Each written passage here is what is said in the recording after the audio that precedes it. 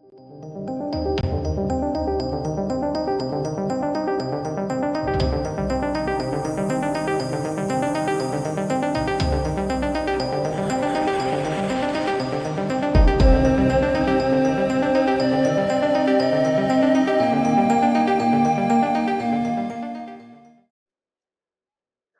hello. Welcome to Crime in Court. My name is Heather, and this is episode 76 of the Canton cover up Commonwealth versus Karen Reed and Aiden Turtleboy Carney. And this is episode 76. Like I said, Mark Bederow gives us shocking details about the CW. So you might have already heard about this. I'm kind of behind. I was working on the last Canton cover up episode, and I had to do it in two different parts and combine the video, and it was not doing what I needed it. So I apologize. I got a little delayed, and there have been things that have been coming out. So this just came out, I believe, Friday. These letters, and was it Friday? I can't remember now. Days blur. But these came out, and then we also got more information about Ducky Gate, which I'm going to get into in the next episode, the Duck Gate, the little rubber duckies, but we'll get into that totally. It's a long story for another day. So we will get started today with these Bederow letters, or what are being now known as the Bederow letters. So there were two letters. I believe I reported here a while ago. Mark Bederow, who is an attorney out of New York, Manhattan, but he's from Massachusetts. He has Massachusetts ties, and he kind of got into this case just from, talking about it with content creators. He used to be on the Young Jerks channel every night when they were talking about the trial, and he would give, his feedback and stuff. And he just really caught on to this case. He understood it immediately, watching things unfold in real time. He was realizing how corrupt Norfolk District Attorney's office is. And so, with that, he kind of became like a sounding board for the Free Karen Reed movement. And he's on lots of channels now, but he still is primarily on Young Jerks. He's also on Melanie Little's channel. If you watch Attorney Melanie Little, he would stream a lot of the trial with her as well. So he's very versed in the Karen Reed stuff, even though he came into the trial not knowing anything. Well, now he has been, I don't know what the word is. I can't remember now. When you are an out-of-state lawyer, you have to get certified or something. I don't know what the term is, but whatever that is, he had to go through that process, and now he is able to represent Aiden in Massachusetts from New York. So I can't remember the name. You guys know, and you're screaming it at me, and I just can't remember. But anyways, so he is now one of Aiden's attorneys.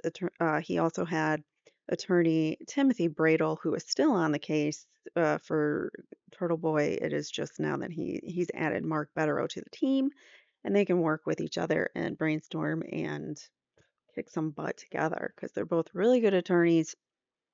And anyhow, we're going to read these letters that just came out. So there was a hearing for Turtle Boy on the 12th of, no, it wasn't the 12th of September. These were impounded.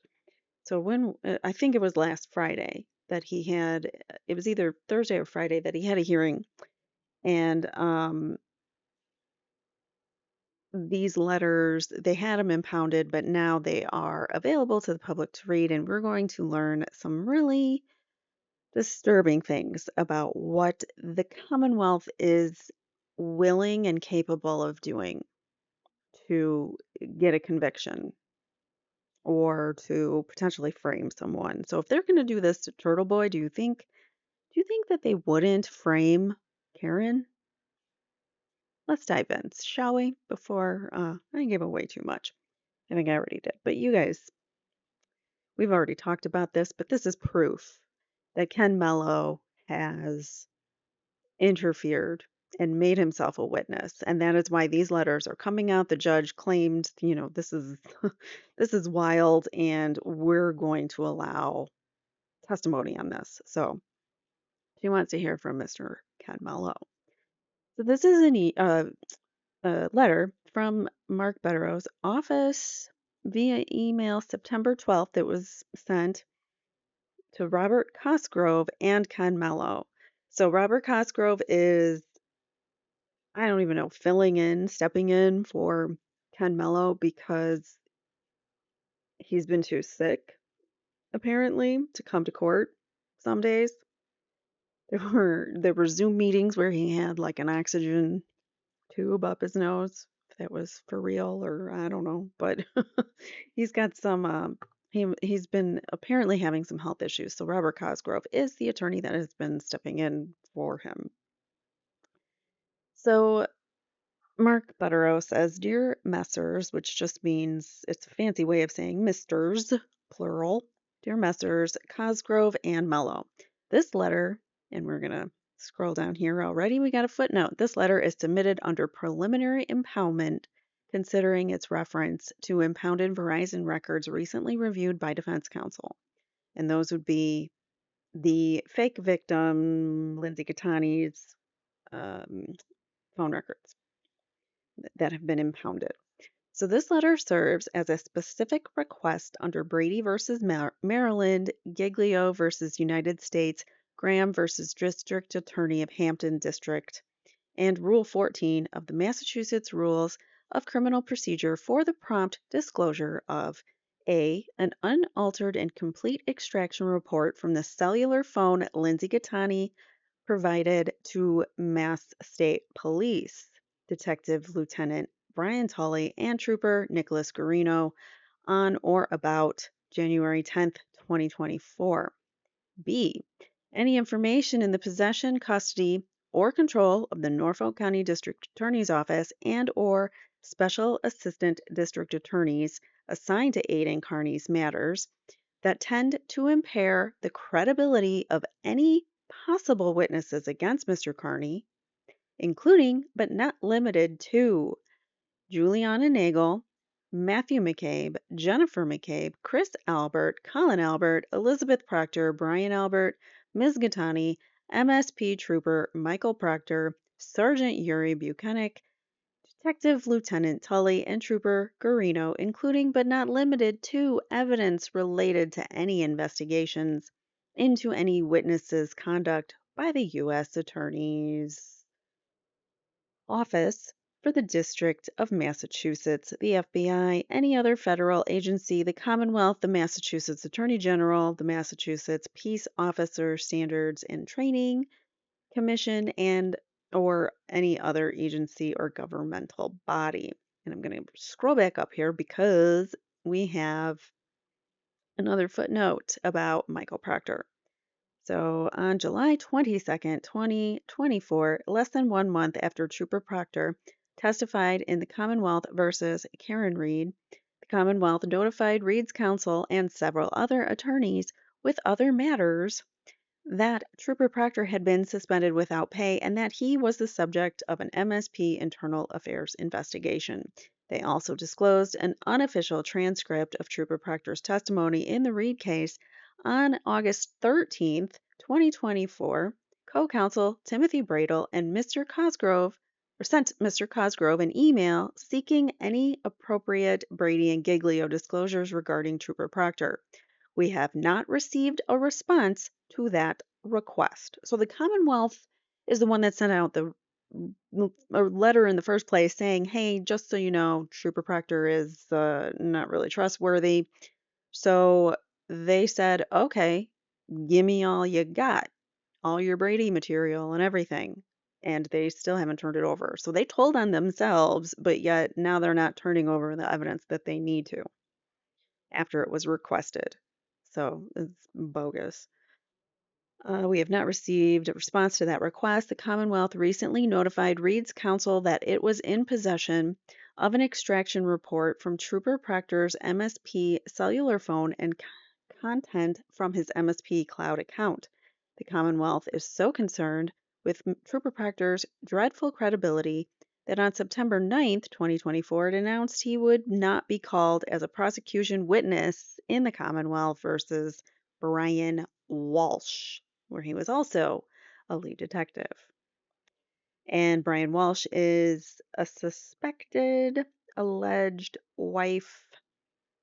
ender, life ender, and he potentially mutilated and chopped up her body parts and such. So he might get away with it potentially because of Trooper Proctor's misconduct. Just saying. Evidence that may be tainted for the Brian Walsh case might not come in.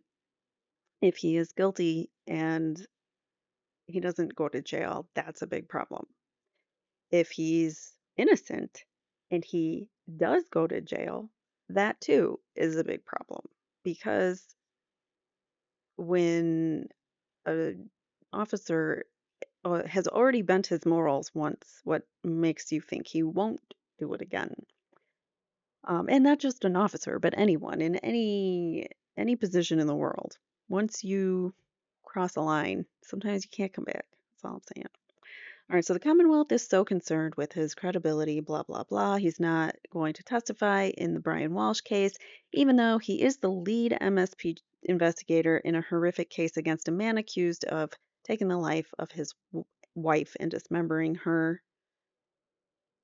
All righty. Well, also, they are also seeking. Are they seeking? They are requesting. Okay, so they're requesting, not, yes, so seeking. Sorry, I was just, blah.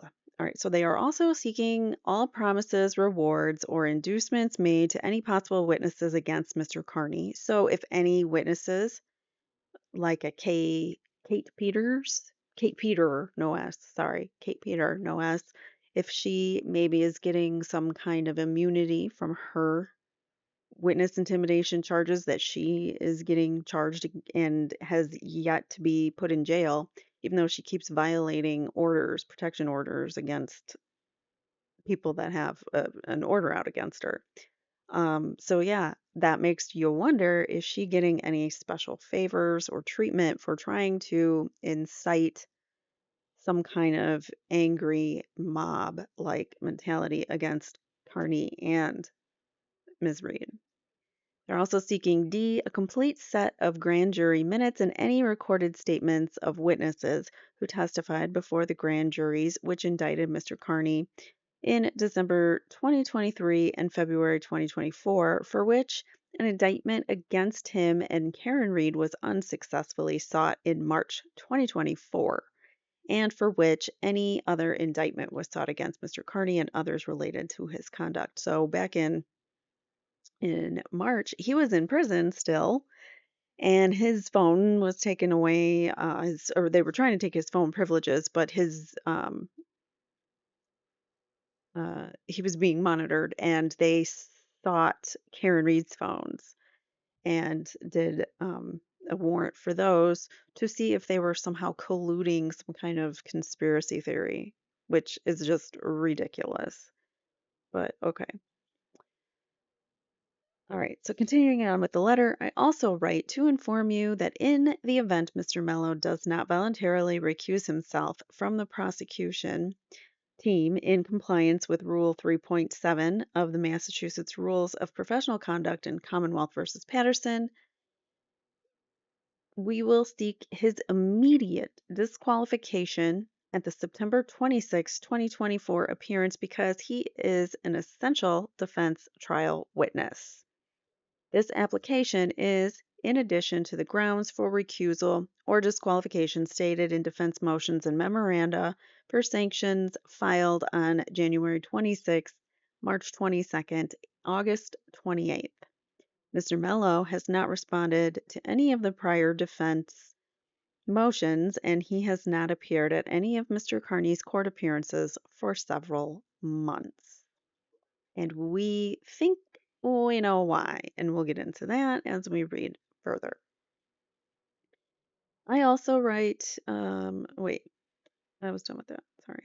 All right, so in the extraction report from Ms. Gattani's cellular phone. In April, Mr. Mello provided the defense with an extraction report for Ms. Gattani's cellular phone. On July 11th, after the defense expressed concerns about the completeness of the report, Mr. Cosgrove assured the court and the defense that whatever the communications are, they're all turned over. That was a quote. However, notwithstanding Ms. Gattani's acknowledgement that she communicated via text message with Detective Lieutenant Tully and Mr. Mallow and then deleted the messages, the extraction report does not contain any text messages between and among Ms. Gattani, Lieutenant Tully, and Mr. Mello, except for one that Miss Gattani sent to Lieutenant Tully at 10:48 p.m. on December 23rd. This is the night that they were setting Carney up. Remember, so let me give you a little context here. So he had already been charged with witness intimidation, and they hadn't, I don't know if they had upped his charges yet, but they think they did. They might have upped his charges at that point, and they failed um, to get his bail revoked, to get him locked away, basically. They wanted to lock him up to silence him. And so they had already charged him with all this witness intimidation for the picketing and for quotes that had been totally taken out of context on his show and used in a police report against him. So that was, I believe it was like Octoberish was when he was first charged, and then they tried to up it again in December, and that they sent it to the Superior Court or Supreme Court, and with that, they actually um, weren't they no longer had jurisdiction or something. I can't remember, but instead of doing 90 days in prison, he actually only did 60 because they put it up to the Supreme Court. But anyways, the Supreme Court couldn't wasn't going to up his charges, I believe, or something. Whatever it was, they weren't going to put him away. I can't remember the specifics now, but whatever it was, they walked away with a win on one of the days leading right up to when they locked him up. So it was like they had all these multiple plans coming at him to try to weaken him, to try to get him to shut up, to try to scare him into silencing himself. But it didn't work. And of course it didn't work because he's Turtle Boy. He's gonna keep coming back. Anyways, so that was now I forgot what I was gonna say. Oh, so at this point in time, he comes over. So I gave you kind of like the scenario. And they get all the situation up until this point. So he gets this win in Superior Court, and then um, like very shortly after they make the fake witness of I'm sorry, the fake victim, they make her a witness in the Karen Reed case, which she has no business being a witness of because she didn't witness anything. So they made her a witness and then sent her a summons, and they used that to entice Turtle Boy to come over to her house. He was already trying to like stay away from her. They had like a kind of a relationship, but it was only really physical. She wanted more probably, and he wasn't giving her what she wanted, and so she got angry and got retaliation against him. And so here we are. She's setting him up this night because whatever reason he didn't want to spend time with her one night when he had to go do a show or something, and she freaked out and she was mad at him. So then she decided to collude with Lieutenant Tully and special prosecutor Mello, who's prosecuting this case. So here's what she says, December 23rd, 2023. And also, by the way, she faked a pregnancy to lure Turtle Boy over. So she was faking a pregnancy and told him, I got this subpoena and I don't know what to do and da da da da. So he came over there and tried to stay out of her apartment, and he was there for a while, and she kind of enticed him into her apartment, and then that's when this all happened because he was out in the lobby first when the conversation took place. Um, and she kept trying to get him into her apartment. He wanted to be not alone with her this night, but whatever it happened, he went into her apartment eventually. So here but all night she's texting Ken Mello and Lieutenant Tully. And here's one of those texts. She says, Ken said to call you. This is to Tully, but I can't now. Mr. Carney is knocking on the bathroom door. I have to go back out. Please don't text or call and tell Ken not to because he wants to see my phone. So Aiden wants to see her phone. She's saying, don't call or text me. I'm deleting our calls and texts right now. Don't respond until you hear from me. Nor does the extraction report provided to the defense include a media file that Leah Genduso sent Ms. Gattani during a text message exchange a few weeks prior to Mr. Carney's arrest. And we'll get to who Leah Genduso is in a second. So the media file appears to have played a significant role in Ms. Gattani's effort to have Mr. Mello make her a witness against Mr. Carney. On December 9th, 2023, Ms. Gattani reached out to Ms. Genduso specifically because she knew Ms. Genduso despised Mr. Carney.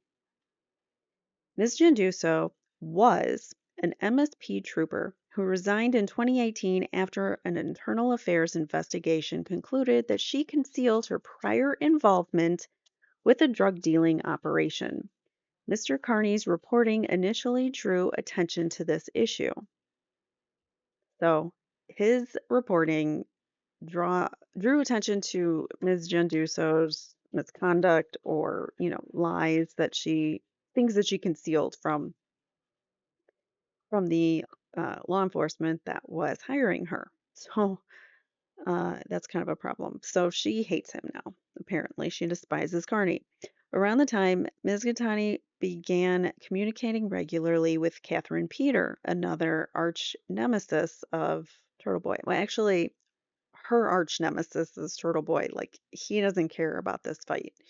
She's the one that's in it. She's the one that's in the fight. And she just keeps going and tries to destroy Turtle Boy at every chance she gets.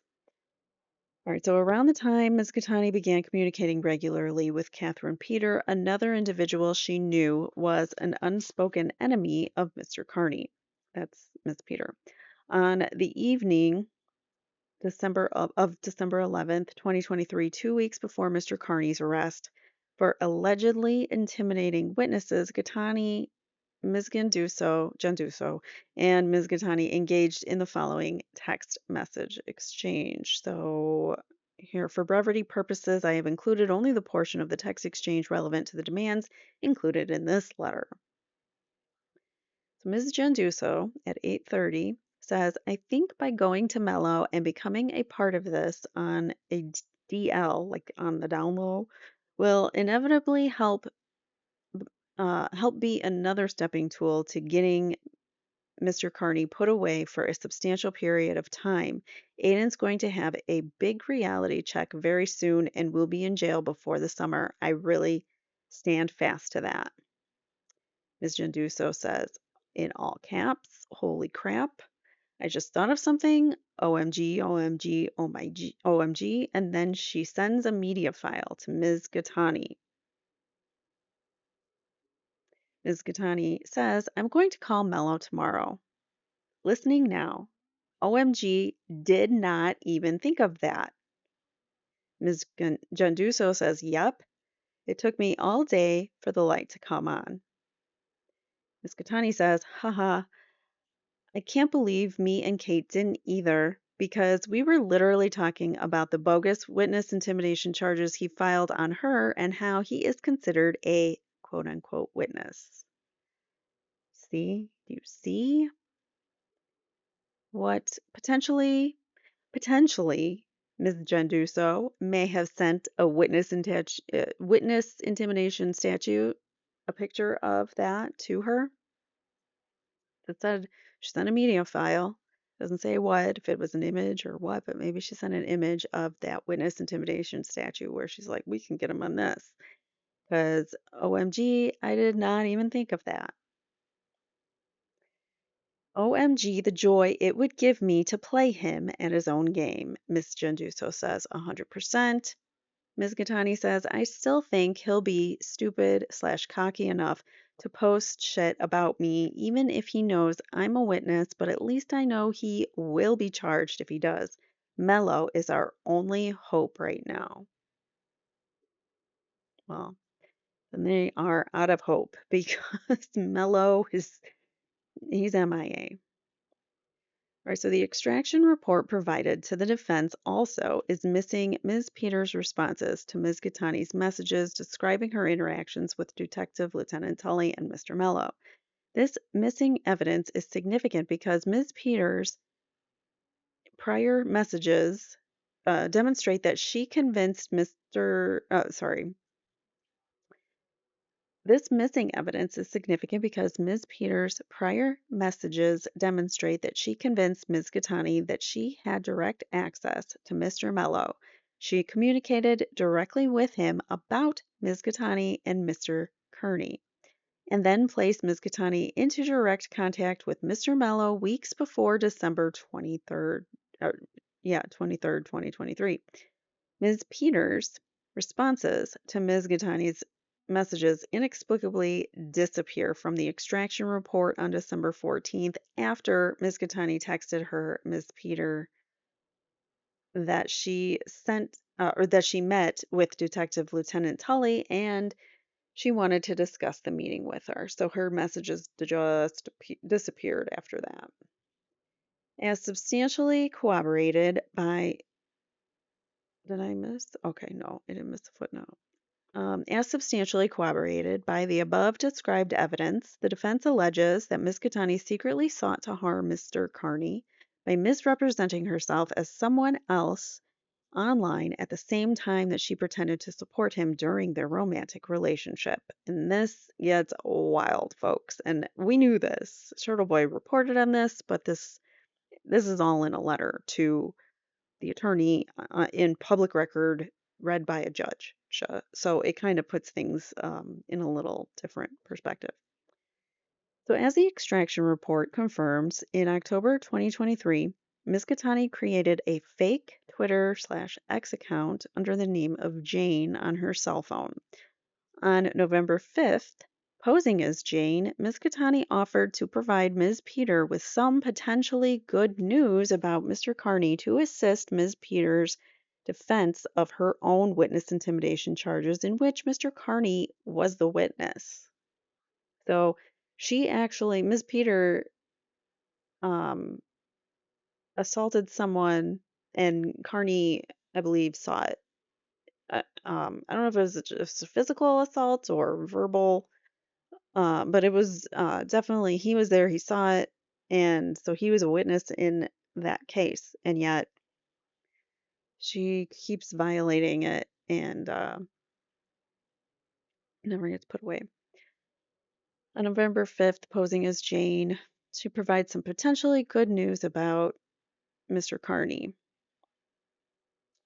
On November 7th, 2023, Jane tweeted that she hoped Mr. Kearney would go to jail in connection with his pending case. Again, she's in a relationship with him at this, or at least, some kind of romantic relationship with him, but she's totally playing the other side. So, wow. Just wow.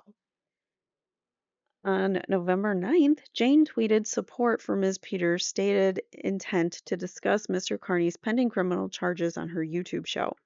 On November 12th, Jane publicly mused whether Mr. Kearney violated the witness intimidation statute and claimed that all of his crimes were on tape.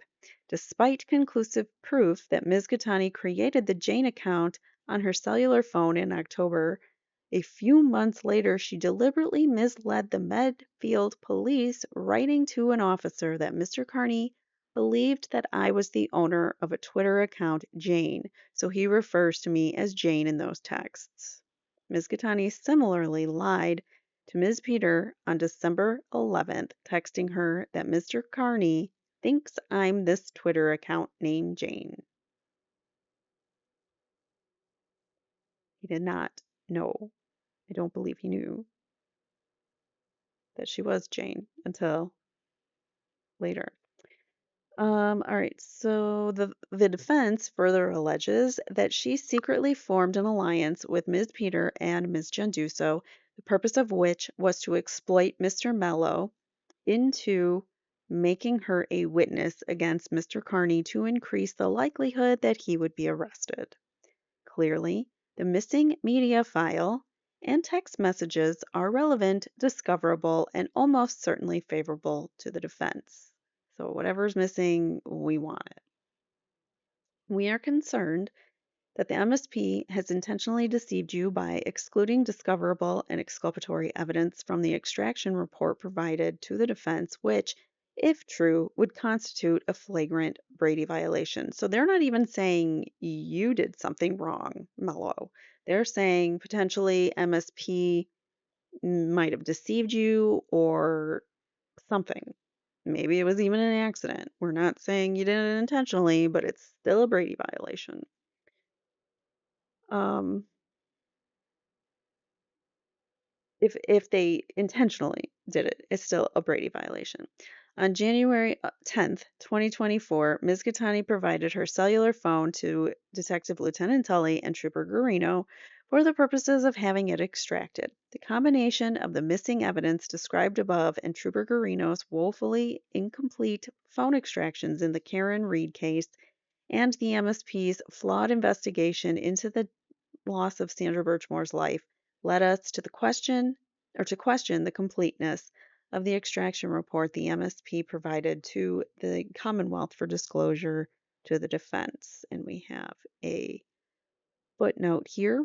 In the Reed case, Trooper Guarino's extraction of Jennifer McCabe's cellular phone failed to reveal several deleted phone calls, text messages, and Google searches, which became key issues at trial. Reed's defense, however, was able to locate this data on their own. Even worse, according to an August 16, 2021 report prepared by Sergeant John Fanning of the MSP as part of the investigation into Ms. Birchmore's um, homicide, I'm going to say, because she didn't take her own life. So we're going to say homicide. Trooper Guarino extracted former Stoughton police officer Matthew Farwell's work and personal phones. So they extracted Farwell's phones. According to Sergeant Fanning, the MSP did not find any communication with Birchmore on Matthew's phone. Based upon the filings in the federal case accusing Mr. Farwell of murdering Ms. Birchmore, there were more than 32,000 electronic communications between Ms. Birchmore and her alleged perpetrator, many of which are incriminating and assuredly contributed to the U.S. Attorney for the District of Massachusetts taking the virtually unprecedented step of prosecuting a homicide case in federal court because the Commonwealth incorrectly declared Ms. Birchmore's loss of life as taken at her own hands. So we don't trust Trooper Guarino. He he somehow missed or overlooked more than 32,000 electronic communications. So how can we trust him? He also didn't find any of the things that would exculpate Karen Reed on John McCabe's phone. Funny how that happens, huh? All right, so accordingly, consistent with your obligation to learn about the possible existence of exculpatory and my tongue's getting tight here. Accordingly, consistent with your obligation to learn about the possible existence of exculpatory and discoverable evidence in your possession, we request that you interview Trooper Guarino and Detective Lieutenant Tully and A. inform the defense whether they unintentionally or intentionally withheld information that should have been included in the extraction report, and if so, promptly disclose to the defense a complete, accurate, and thorough extraction report from Ms. Gattani's cellular phone.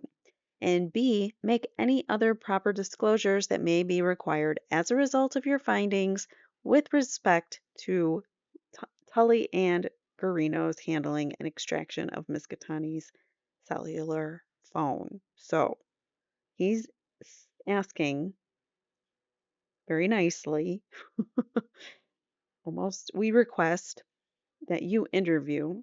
So they're asking him to interview Trooper Garino, who he's a data expert who cannot expertly find data, and Lieutenant Tully, who oversaw Birch.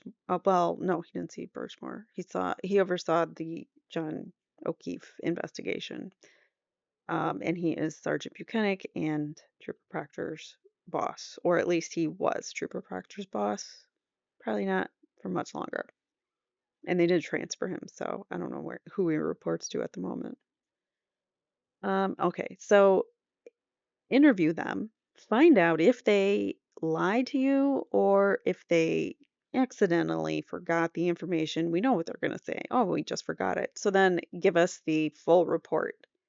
Or, and, not or, and give us any other information. So if you find something in your interview with these two, if there's some kind of misconduct or something that happened, you need to tell us. Will they? Norfolk County, probably not, but they are required to. All right, evidence related to credibility of MSP witnesses. The Commonwealth's theory is that Mr. Carney intimidated Trooper Proctor based upon comments he made on his YouTube show.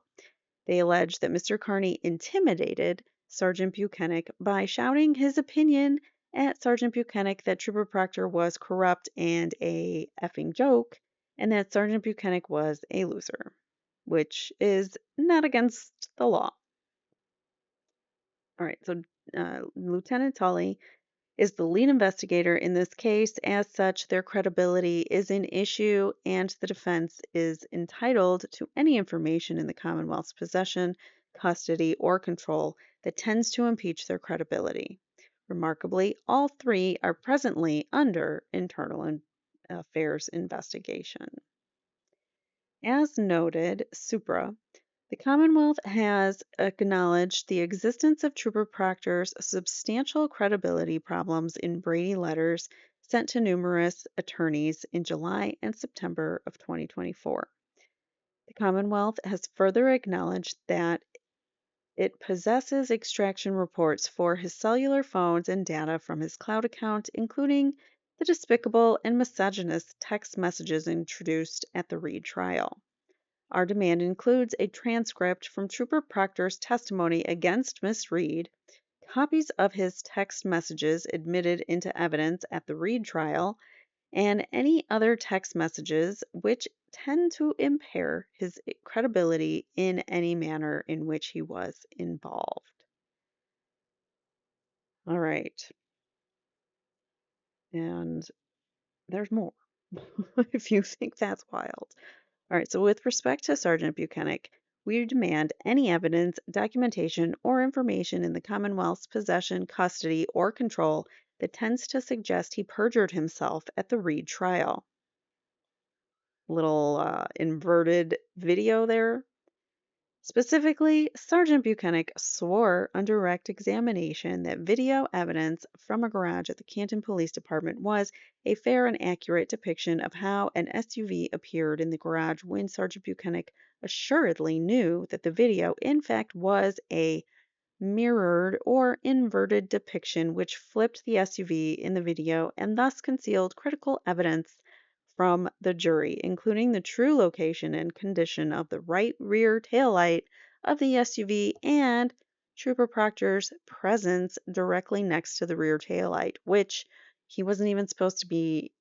I mean, he shouldn't have been near that and doing whatever he was doing back there, which we couldn't see because it was hidden. It just seems very, very, very suspicious.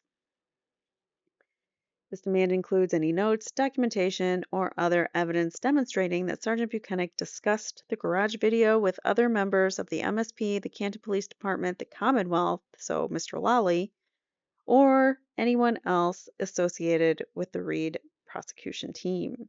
So, who did you talk about with that garage video? Because somebody planned, I mean, he had to have known that it was backwards. They had to have known going in. I think he has some collusion with Lolly, which could make Lolly a witness in the case, potentially. All right, so in addition to any information that tends to discredit any prosecution witness, we specifically demand disclosure of any and all materials, documents, and information in the Commonwealth's possession, custody, or control that tends to adversely impact the credibility of Trooper Proctor, Sergeant Buchanan, Detective Lieutenant Tully, and Trooper Guarino, including but not limited to any evidence related to the MSP internal affairs investigation or any other agency's investigation of these witnesses, the nature of the allegations and or specifications against them, any reports or transcripts of statements made by them or others about the allegations and the results of any disciplinary hearings or proceedings. So, if these guys have been in trouble in any capacity, in any way, we want to know about it. And that's awesome that Aiden has the ability to ask for that through his attorney to get all that information. All of this. He's able to get transcripts from the Karen Reed, well, portions of transcripts, and any evidence that might exculpate him, exculpate Reed. Will they hand it over? Probably not, but they should. They're supposed to. Evidence of promises, rewards, and inducements. We demand disclosure of any promise, reward, or inducement to any potential witness of which the Commonwealth is aware, including but not limited to financial consideration, travel reimbursement, witness fees, car service, child care, which is interesting because Kate Peter and the fake victim all have children that they don't care for very often and have had calls placed against their kids. They've had some, or one of those individuals have had their kids taken away by the state. So, yeah. So, childcare, social services, or assistance, leniency in any criminal investigation or prosecution. Again, that leniency is Kate Peter getting leniency for helping the Commonwealth nail Turtle Boy. Grand jury testimony and statements of witnesses.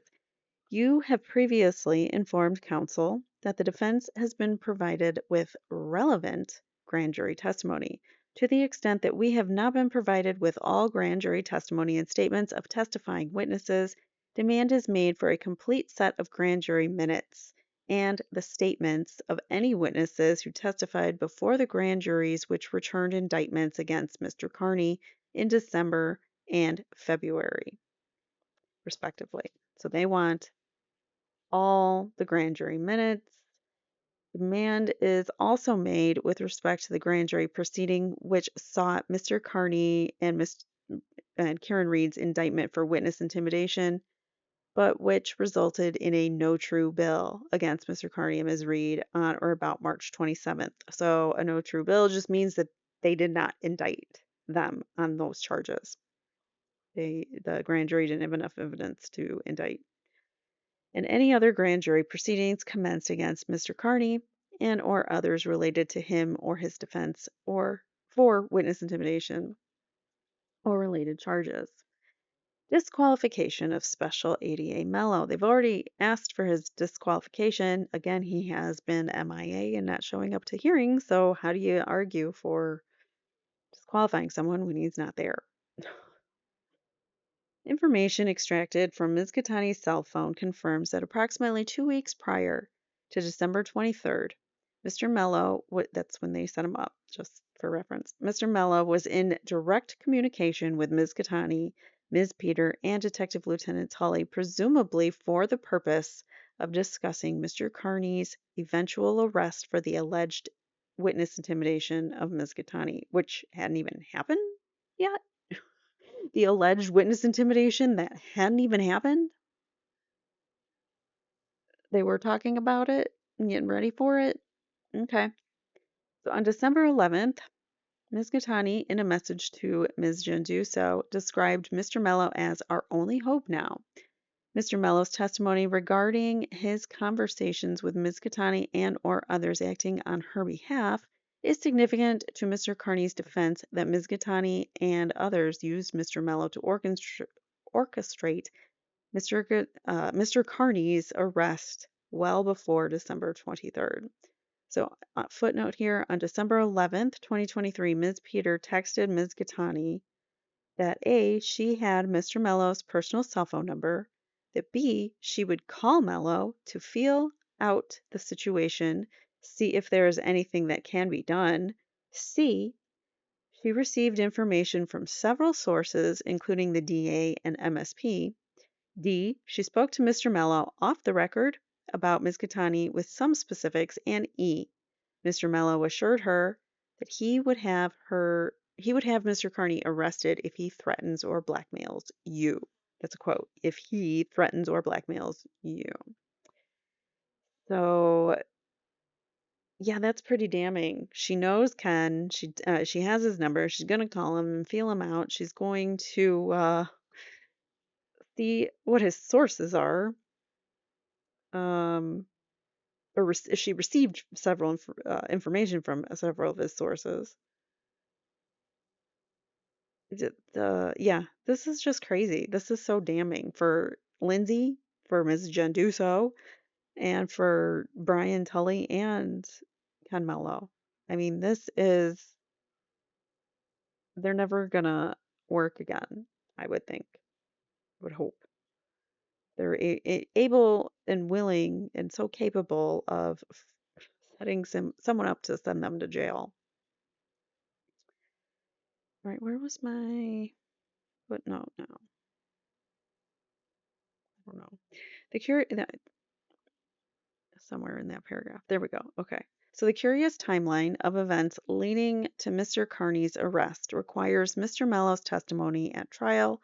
Only Mr. Mello can explain why he arranged to make Ms. Gattani a witness against Mr. Carney by having Detective Lieutenant Tully serve her with a grand jury summons on December 22nd, one day before Mr. Carney allegedly committed witness intimidation against her, and 2 days after Mr. Mello completed a grand jury investigation into alleged witness intimidation unrelated to Ms. Gattani. So this case that he made her a witness to had already completed 2 days prior. And one day after is when he gets arrested and thrown in jail. Not surprisingly, shortly after she received the summons, Ms. Gattani sent a copy to Mr. Carney, after which, in a series of text messages that day and the next, she urged him to come over to her apartment. Ms. Gattani stated under oath on January 8th that Detective Lieutenant Tully advised her that she could show the summons to Mr. Carney. Was that it? Oh yeah, okay. So that's the end of that one. So he told her, yeah, you could show the summons to him. Sorry. Blah. He Tully says to Lindsay Gattani, you are allowed to show the summons to her, I guess is what they're trying to say, that she's allowed to. Um, Now where was I? Oh, next page. Sorry. Ms. Gattani did not testify before a grand jury until February 1st. Her testimony resulted in an indictment related only to events from December 23rd after she received a grand jury summons. So you get that? The the topic on which there was something to have a witness, that case was already closed. They already closed it with the grand jury 2 days prior.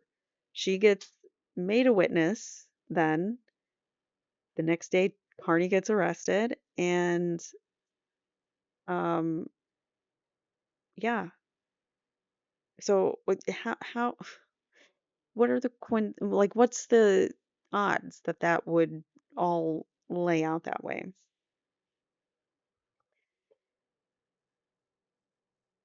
So Ms. Katani did not testify before a grand jury until February 1st. So that was what I was going to come back to. So again, February 1st, she's finally like testifying as a witness, but she was made a witness December 23rd or 22nd. And the only thing that she's testifying to are things that happened December 23rd after she was made a witness. So the timeline just doesn't make sense to anyone, but apparently the Commonwealth. So the obvious questions relevant to Mr. Carney's defense, which only Mr. Mello can answer, remain. Why was Ms. Catani served a summons in connection with a concluded grand jury presentation? And why did she testify more than 1 month later about events that had not even occurred when she was summoned? Until after she was summoned, I guess is a better way to word that. Mr. Mello's testimony is also required because he is a direct witness to the critical events of December 23rd. At 12:19 p.m., Ms. Gattani texted Mr. Carney that she loved him and that she was wrong to speak to Ms. Peter. So at that point, he knew she was not so much to be trusted. He kind of was, backing off from his relationship with her, which is another reason why she was probably angry and retaliating against him. So, yeah. So she appeals to him emotionally, saying, I love you, and it was so wrong for me to talk to Kate Peter, even though Kate Peter has done nothing but try to destroy Aiden for the past, I don't even know how many years. Just because, I don't know, psycho reasons. All right, so she then texted Mr. Carney that we should save everything else for in person. At 4:12, Ms. Catani called Ms. Peter and spoke with her for approximately 6 minutes. At 4:56 p.m. and 4:59 p.m., just hours before Mr. Carney allegedly committed crimes against Ms. Catani, Mr. Mello spoke to her. So with those conversations, she talked to Miss Peter, and then she also spoke to Miss Ken Mello multiple times before she saw Aiden that day.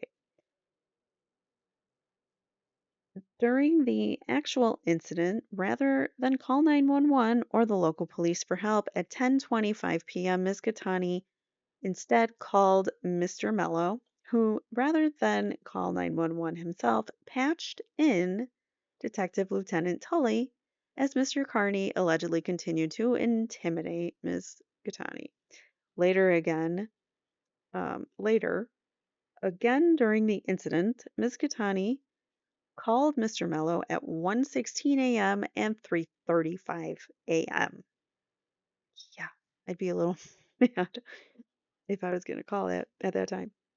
In other words, Mr. Mello indisputably is a witness to alleged criminal conduct that led him in his capacity as special prosecutor to authorize Mr. Carney's arrest and prosecution.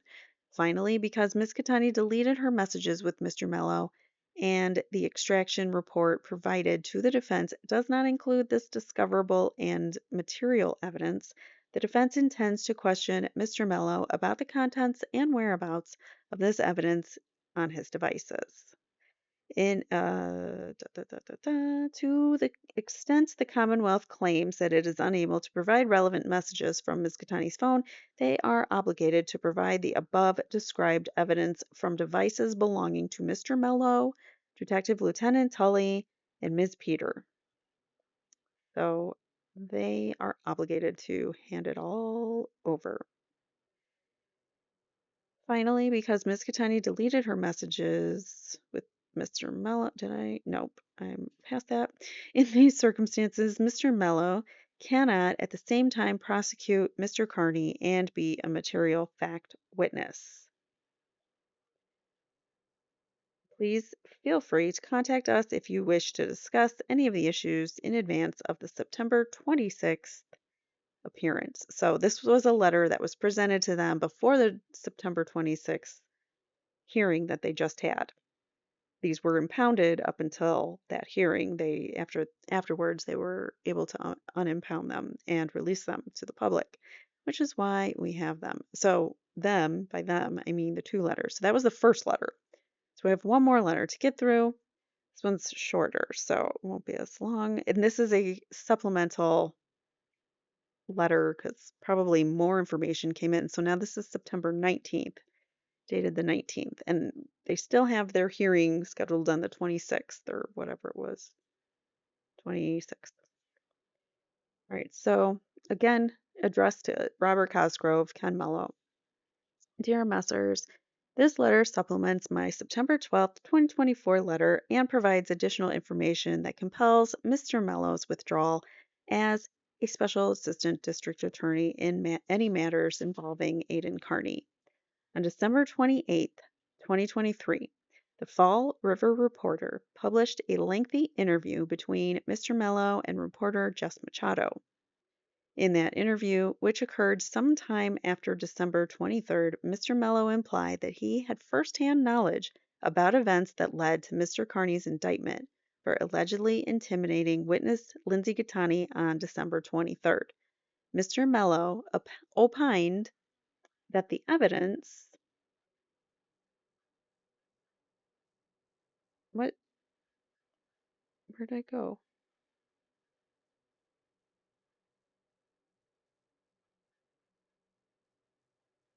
Oh, I thought I was reading a footnote. Where did that footnote go? Okay, so the article, they're just linking the article to that Fall River Reporter article. So Mr. Mello opined that the evidence against Mr. Carney was overwhelming and publicly expressed his confidence in Mr. Carney's guilt. Some of Mr. Mello's statements to Ms. Machado flatly contradict Ms. Gattani's prior statements and testimony. Consequently, in addition to the reasons previously outlined in my September 12th letter, Mr. Mello cannot prosecute Mr. Carney because his testimony will A. corroborate the defense theory that Mr. Carney's arrest for witness intimidation was planned prior to December 23rd, and B. impeach Ms. Gattani. Mr. Mello's interview with the Fall River Reporter was published just 6 days after he directed the Massachusetts State Police to serve Ms. Gattani with a grand jury summons. Mr. Mello told Ms. Machado that he made Ms. Gattani a witness after we received some communication from her.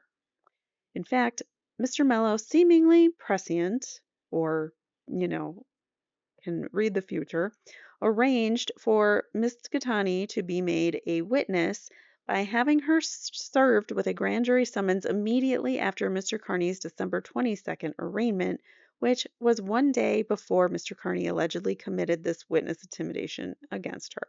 We have a footnote.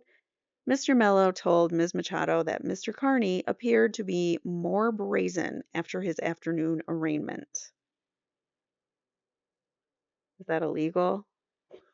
I mean, what? All right, so serving Ms. Gattani with a summons just 2 days after Mr. Mello concluded a lengthy grand jury presentation against Mr. Carney, which resulted in a slew of witness intimidation indictments, combined with Mr. Mello's lack of evidence that Mr. Carney committed any crimes against Ms. Gattani, makes no sense. It is hard to fathom any reason that Ms. Gattani was served with a grand jury summons on December 22nd, 2023, other than to immediately qualify her for protection under MGL, that's the statute, the witness intimidation statute, which would criminalize any emotional harm that she allegedly has caused Mr. Carney, precisely as Ms. Gattani and others planned on December 11th, 2023, when Ms. Gattani admitted that Mello is our only hope. But Ms. Gattani's interview with MSP Detective Lieutenant Brian Tully 5 days later amounted to little more than the MSP pumping her for information about contacts between Karen Reed and Mr. Carney. In other words, prior to being served with a grand jury summons, Ms. Gattani did not allege to the MSP or Mr. Mello that Mr. Carney committed any crimes against her or anyone else. She actually wanted to not press charges the next day. So Mr. Mello's investigator was present with Detective Lieutenant Tully during the December 14th interview, which, on information and belief, was Ms. Gattani's only police interview prior to being served with a grand jury summons. Mr. Mello lacked any proof that Mr. Carney committed any crimes against Ms. Gattani before December 22nd. It is essential to Mr. Carney's defense that the jury know why Mr. Mello arranged for her and nobody else to be served with a grand jury summons on December 22nd when there wasn't an open grand jury investigation. Why is she being summoned when there's no grand jury investigation going on? Mr. Mello is the only witness who can shed light on this important issue. In his interview with the Fall River Reporter, Mr. Mello described Mr. Carney as a master manipulator who exploited someone substantially younger than him. On December 23rd, Miss Gattani was 37 years old. Mr. Carney was days away from turning 42. So he's still 41. And she's 37? No. He did not exploit someone substantially younger than him. That's just false. Presumably relaying that Ms. Gattani told him, Mr. Mello claimed that she felt Mr. Carney abandoned her on December 23rd, 2023, which led her to have a change of heart towards him because of his alleged conduct that evening. Mr. Mello admittedly denied that Ms. Gattani called him to retaliate against Mr. Carney. As you are aware, contrary to what Ms. Gattani told Mr. Mello and what Mr. Mello regurgitated to the media, there is substantial evidence that Ms. Gattani did retaliate against Mr. Carney by using Mr. Mello to effect Mr. Carney's arrest. Ms. Gattani's documented communications with Mr. Carney and others conclusively proves that she and others who disliked Mr. Carney plotted prior to December 23rd, 2023, to use Mr. Mello as the vessel for making Ms. Gattani a witness against Mr. Carney so she could play him at his own game, according to her own words, by having him arrested for witness intimidation. Bam. He lays it out so perfectly, doesn't he? Mr. Mello's public comments to Ms. Machado also evince his. Can you hold on one second? I'm sorry, we got noises, so I'm trying to not be so noisy here. All right, so Mr. Mello's public comments to Ms. Machado also evince his personal knowledge of the events. Hold on. Sorry about that. Mr. Mello's public comments to Ms. Machado also evince his personal knowledge of the events of December 23rd, 2023, which is consistent with documented proof that Ms. Gattani inexplicably called Mr. Mello before, during, and after the incident, but did not call the police after allegedly being intimidated and assaulted by Mr. Carney. Grand jury declined to indict Mr. Carney for assault.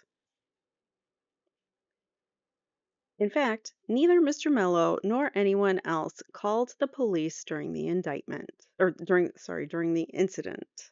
Number 6, the first contact with local police occurred on December 24th when Lieutenant Tully called the Medfield police because Ms. Gattani was hesitant to call the local police herself. So Mr. Mello instead called Detective Lieutenant Tully, who attempted to listen to the encounter between Ms. Gattani and Mr. Carney for several minutes. In these circumstances, it is critical that Mr. Mello explain under oath why he became aware and heard Mr. Carney intimidating a grand jury witness the day after she was served with a summons. He did not call 911. Again, prior to December 23rd, Mr. Mello already had called the police to report less serious allegations of witness intimidation.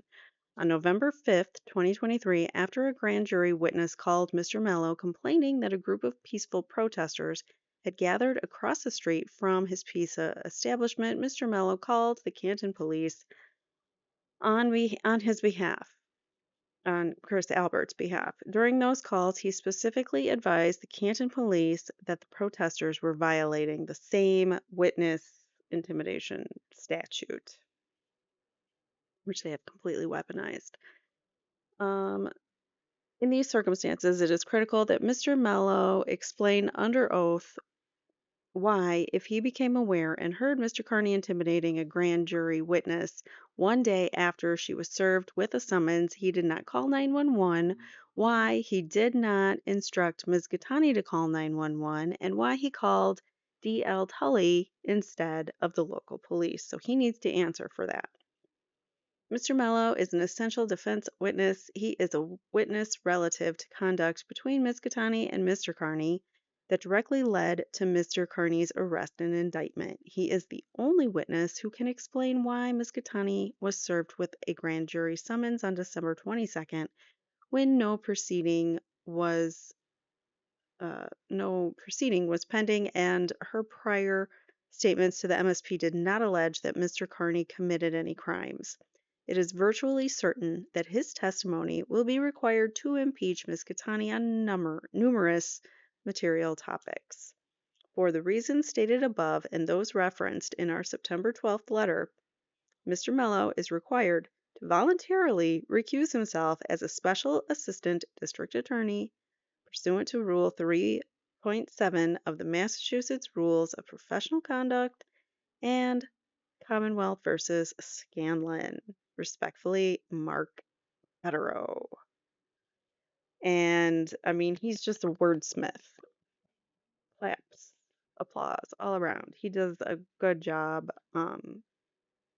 Really, like he gets the case. He totally understands it. And this, obviously, this is not the Karen Reed case, but he totally gets the Turtle Boy case too. Like he went all in, dived in, and or dove in, and really tried to understand what was going on here. And we've been saying Turtle Boy was set up. We've been saying there's no way.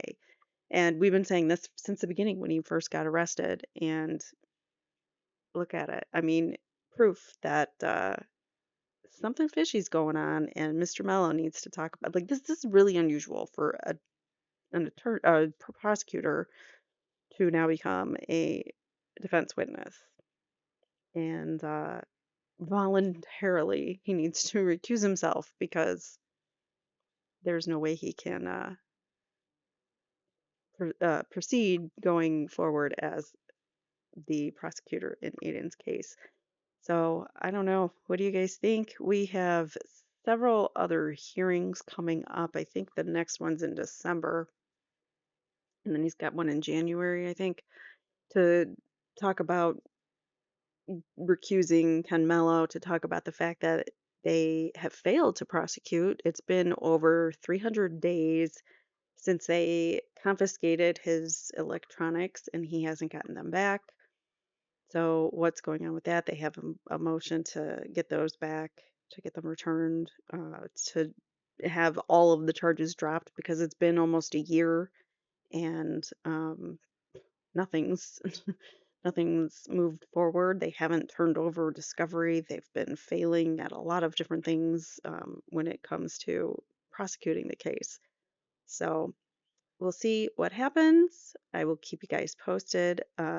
This time around, the hearing was it was long and it was all sidebar. So there really wasn't much to go over. So I just figured we wouldn't go over that, but we would go over these because these are more important and they give us the full picture as to how Turtle Boy got set up by the DA's office. So anyways, it's a lot to take in, and we still have Duckgate, which I will get into in the next video, so make sure you are subscribed. Please hit the like button on your way out, and I will see you guys in the next one. Take care, everyone. Bye.